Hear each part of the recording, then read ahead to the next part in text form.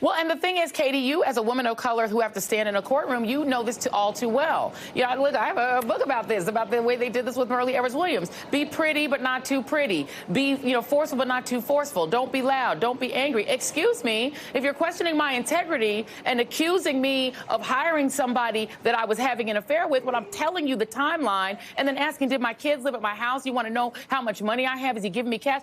She was insulted, and rightfully so. This idea that women of color have to sit there and be demure and take it. There were people on social media who were saying, oh, she's coming in too hot. No, she wasn't. She was offended, and she had a right to be offended. Yeah, so, there is something to be said about decorum and professionalism, but you didn't hear anything that wasn't decorum and professionalism from Fani Willis. I'm glad that you bring up this example of being a woman of color, especially in a courtroom.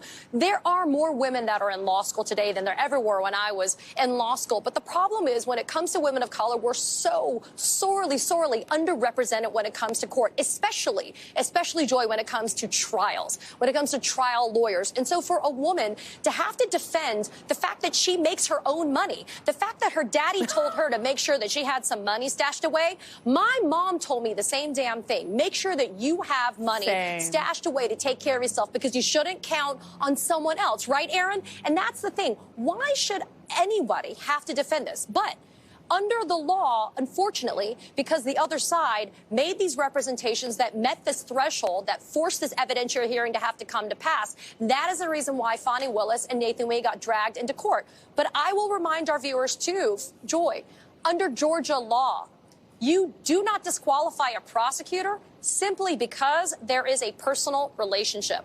In fact, in this case, you have lawyers on the defense side that are married to each other.